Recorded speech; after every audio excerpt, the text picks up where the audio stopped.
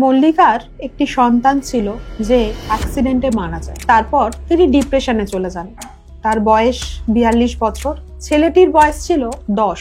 পুকুরে স্নান করতে গিয়ে হঠাৎই কিভাবে জলের টানে তলিয়ে গেল কেউ বুঝতেই পারেনি। হাজবেন্ড মল্লিকাকে অনেক জায়গায় নিয়ে গেছেন এই ডিপ্রেশন থেকে মুক্তি করানোর জন্য, কিন্তু পারেনি। অবশেষে এসে জিজ্ঞাসা করেন, ম্যাডাম এটা কি পসিবল, এখন কি কনসিভ করা যায়? আসুন আমরা জেনে নিই কত বয়স অবধি আইভিএফ লিগালি পারমিটেড আর তার সাকসেস হওয়ার সম্ভাবনা কতটা।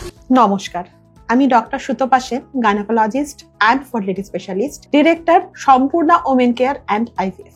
তো প্রথমেই যেটা বলি যে কত বয়স অবধি করা যায়, এই যে প্রথম যে ঘটনাটা বললাম সেটা তো একটা বিক্ষিপ্ত ঘটনা। এমনিতেও আজকাল আমাদের কাজের জগতে যেহেতু মেয়েরা ছেলেদের সাথে পাশাপাশি কাঁধে কাঁধ মিলিয়ে চলছে, বিভিন্ন কেরিয়ার অপশনে যাচ্ছে, অনেক সময় কিন্তু প্রেগনেন্সি প্ল্যানটা করতে দেরি হয়ে যায়, অনেক সময় বিয়ে করতেও দেরি হয়ে যায়। তো তাদের ক্ষেত্রে এরকম কি কোনো টাইম আছে যেই টাইমের আগে যদি আসেন তাহলে বেটার রেজাল্ট হওয়া সম্ভব আইভিএফ করেও? হ্যাঁ, অফকোর্স আছে। কেন? কারণ মেয়েদের একটা ছোট্ট শিশু হয়ে যখন একটি বাচ্চা মেয়ে জন্মগ্রহণ করে তখন ওভারিতে যে পরিমাণ ডিম্বাণু থাকে সেটা কিন্তু আর বাড়ে না, ক্রমশ কমতে থাকে। এটা ভাবতে পারেন এমন একটা জলের ট্যাঙ্কের মতো, যে জলের ট্যাঙ্কটা থেকে একটাই ট্যাপ আছে যেটা দিয়ে জলটা বেরিয়ে যায়, কিন্তু ফিল করার মতো কোনো ট্যাপ নেই। বা এরকম ভাবতে পারেন যে আমাদের যে পার্মানেন্ট টিথ, সেই টিথ গুলো একটা একটা একটা করে পড়ে যায় আর কিন্তু গজায় না কোনোভাবে, কোনো পদ্ধতিতে, কোনো ওষুধ দিয়ে আপনি কিন্তু এটা করতে পারেন না। হ্যাঁ, এখন স্টেম সেল, পিআরপি এগুলো নিয়ে গবেষণা চলছে, কিন্তু গবেষণার পর্যায়েই আছে।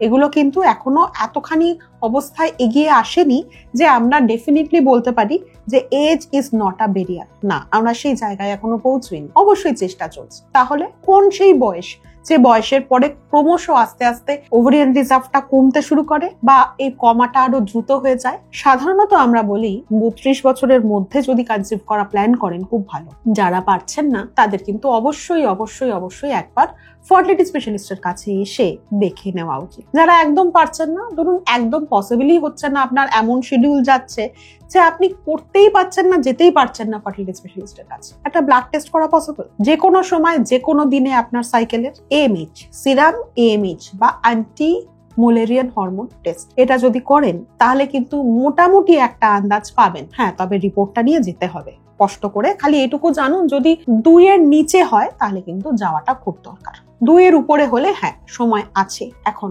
এবার ব্যাপারটা হচ্ছে একটা ডেফিনিট কাট অফ বলে দেওয়াটা খুব মুশকিল, কারণ জেনেটিক্যালি আমরা কিন্তু সবাই আলাদা আলাদা রকম। সেই রকমই আমরা মোটামুটি বলতে পারি যে 32 এর পরে ওভারিয়ান রিজার্ভ কমতে শুরু হয়, 35 এর পরে অনেকটা কমে যায় এবং ভীষণ দ্রুত হারে কমে, এবং 40 এর পরে গিয়ে কিন্তু অলমোস্ট একদম কমে যায়।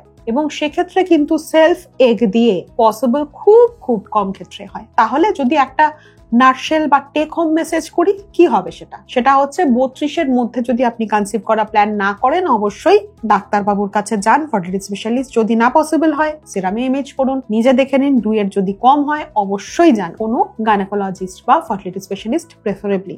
সেকেন্ড, যদি আপনার বয়স 35 হয়ে গিয়ে থাকে, আপনি এখনো কনসিভ করার প্ল্যান করছেন না, প্লিজ আর দেরি না করে অবশ্যই একজন ফার্টিলিটি স্পেশালিস্টের কাছে যান এবং সিরাম এএমএইচ করে নিন। থার্ড, যদি 40 এর উপরে আপনার বয়স হয় তবু আইভিএফ করা পসিবল, কিন্তু হয়তো আপনার সেটা নিজের এগ দিয়ে নাও হতে পারে। জেনে নিন একজন ফার্টিলিটি স্পেশালিস্টের কাছে। আশা করি খুব সহজে বলতে পারলাম। খালি একটা পয়েন্ট বাকি, কোনো লিগাল এজ কি আছে যে এজের পরে আর সম্ভব নয় আইভিএফ করা? ইয়েস আছে। সেই বয়সটা হচ্ছে মেয়েদের জন্য 50 আর ছেলেদের জন্য 55 বছর। এই টাইপের ভিডিও আমি কিন্তু আরো করব, এবং যারা পছন্দ করছেন তাদেরকে অনেক ধন্যবাদ। যদি আরো শুনতে চান অবশ্যই চ্যানেলটাকে সাবস্ক্রাইব করবেন।